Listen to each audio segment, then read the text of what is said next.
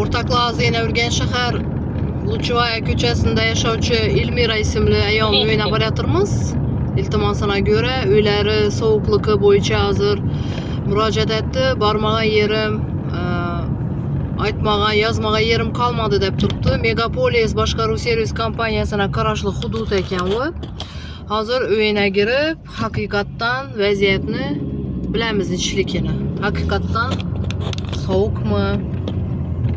Ne bo'lgan? Nechun kuz-qish mavsumida nechun bu dom tayyor bo'lmaganligini bilishimiz kerak. Kimda ayb bo'lib turibdi bu yerda? Hozir kuzatishda davom etinglar. Va fuqaroning yashash xonadonini ko'ramiz hozir. İltimos etgani uchun hozir borib shu syomkaga majbur bo'ldim. Qizni o'xshang. Yine hozir fuqaromizning uyine geldik. Yine batareya umuman buz değil, buz kesek işlemiydi. Endi sababini bilish kerak, ne uchun bunday bir anlam görük. Тоже soğuk yine. Вот такая кухня была, вот я полностью. Remont ettiniz mi? Да, в этом году вот. Özünüzün kisenizden Hava. çıkarıp ettiniz. Кредит ettim. Вот тут котел все поставил, такая вся кухня была у меня вот. Полностью тут поставила котел. Bu işlemiydi mi? Сейчас тут, но не решай пока включать, пока еще не закончили сделать. Поэтому включаю я. Düşünmedim. Bu отопление özünüzden mi akı? A почему işlemiydi?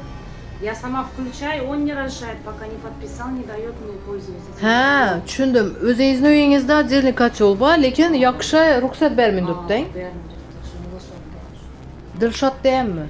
Ne için? Sebep ne oldu ki ruhsat vermezdi? Потому что şu я ему аризан taşadım, он говорит, ben bilmiyorum, он мне все... Если общий котельная karışlarız gerek mi? Ha. Ha, общий котельная sizler pul töleşiniz gerek ve ondan sizlere gerek. İmine разрешениеңiz yok. Doğru mu? Я aldım уже Горгаз'tan. Ha, Горгаз'dan. Я же говорю, справкам var şirket verdi. O şu vermedi. Kim ya maşını koydu. O şora bilen şirket kol koydu bana. Действительно, şu ne kaldı dedi ben. Bu kol koydu da. Кухня, вон спальня, карань, вон видите, судит кто-то тоже мокрый. Siz котельниядан çıkışınıza sebep ne oldu? Vaktinde ısıtmıydı mı ya? A yok şu 22. yıldan beri şu ne kaldı dedi. Yani gördüğünüz mü o tabanda izahar dedi. Soğuk kulağına.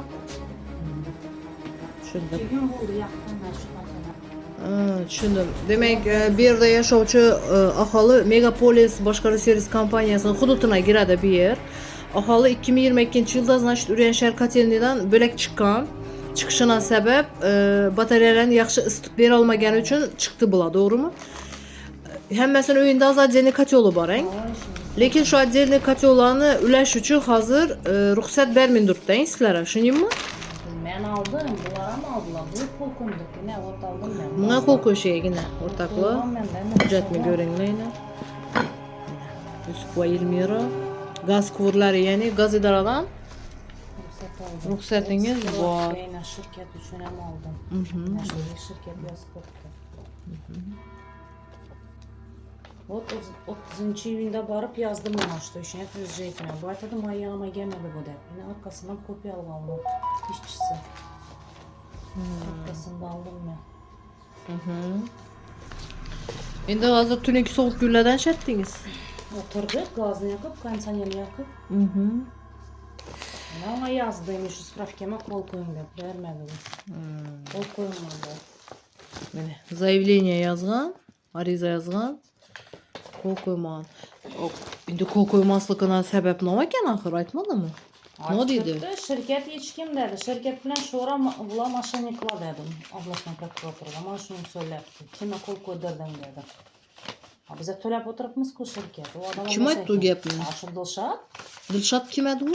Şu Masharip Dilşat. Megapolisni boshlig'i mi? Kotelni yashulisi. Ha, kotelni yashulisi moshenik deymi? Hava. Kime kol koydurdunuz? Yani prokuroram yazdım. Hem yere yazıp çıktım. Prokuratura ruxsat berdimi? Netib turibmi? Tekshirib o'rganib. Ha, chaqirib turibdi, o'rganib. Endi oblastni, городской prokuraturaga yozdim, generalniy prokuraturaga yozdim. Shundan keyin yugurib endi. Demak, generalniy prokuratura уже ruxsat bergan, Bu aytmaydi. lekin Urganch shahar kotelniy nachundir yo'q deb turibdi. Shu Muzaffar bilan kelishmaydi. O'zaro o'zlarini bir kelishmovchilik sabab deb o'ylab turibsiz. Xalq lekin jabr ko'rib turibdi. Hozir Muzaffar yo'q ketdi, boshqa yerga o'tiribdilar ekan. O'sha Sherzod bo'libdi bu yerda.